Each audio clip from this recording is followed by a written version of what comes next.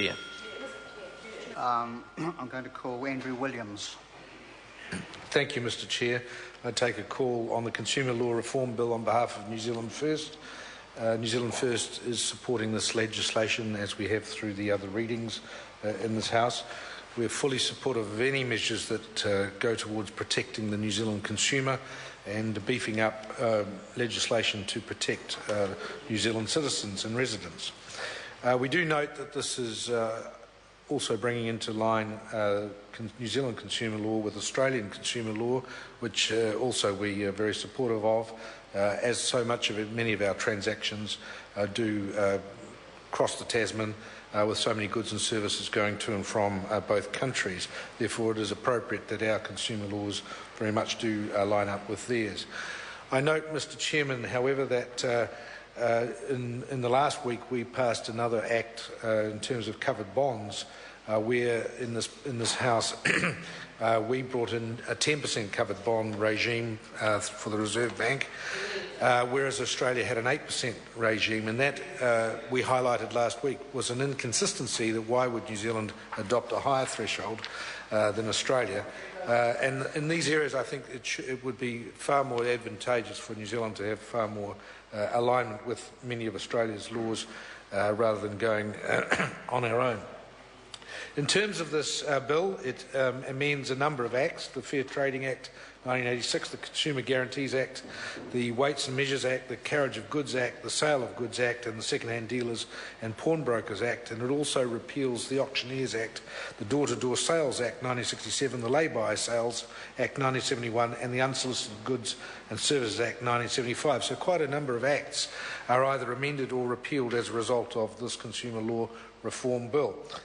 Which again, it's meaning that a lot of this legislation, some of which was enacted well before the age of internet, before emails, before mobile phones, it is bringing legislation into the modern era where so much is now being done electronically. It particularly means that online traders who are transacting over the internet will require to be identified as online traders. And again, that is a good move to protect consumers, because so often they are not absolutely sure who they are dealing with, whether it is a private individual, a person, or whether it is somebody who is actually in a regular online trading activity. It ensures that goods are received properly and in good order. And again, that will give great relief to many consumers who always do wonder if they're buying over the internet or they're buying via television offers or whatever it is, whether the goods and services that they will receive will be exactly as was advertised or shown or promoted to them. So again, the sender is, under this Act, the sender is responsible for the goods until the recipient signs for the goods as being received in good order. Again, that is good law. It also brings into line standard contract forms to prevent unfair contract terms. So this is also modelled on Australian law, and it means that there will be a much more standardisation of contract forms for consumers, again, so that they don't end up signing up for things that perhaps are on forms that perhaps are not that appropriate, or which they don't fully understand. And in that respect, Mr. Chair, it is often the most vulnerable in our society, the people who can least afford to lose their money or be affected by the loss of well-earned funds that they have, that this will help those innocent consumers who otherwise could be greatly out of pocket and who cannot afford to be in that position.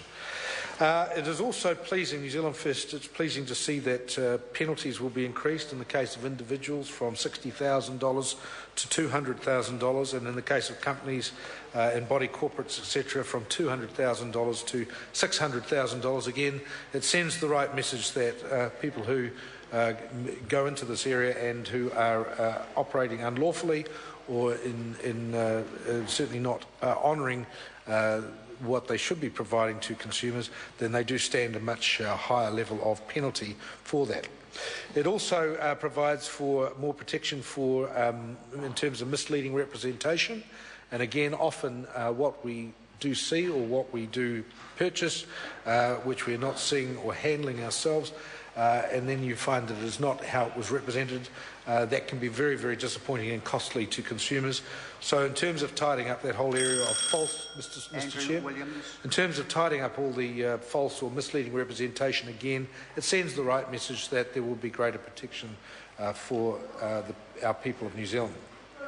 It also includes compulsory, an ability for compulsory product recalls if the Minister steps in and determines that a product should be recalled. Again, that's a good move. Quite often we do hear of instances where products should have been recalled and the manufacturer or the supplier is reluctant to do so.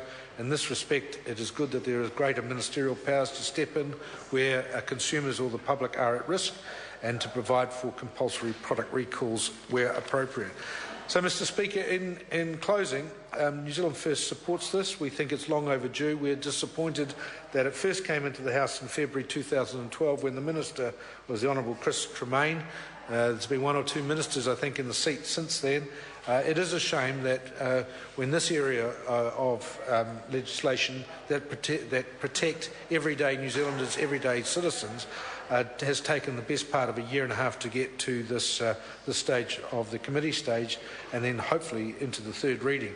It is disappointing that this has taken so long, because I think in this area of where the internet is moving so quickly, where electronic transactions are moving so quickly, and where goods and services in a consumer society are moving at a far more rapid pace, it is a shame that the parliamentary pace of this legislation has been so much slower and should have been quickened up to protect New Zealand consumers.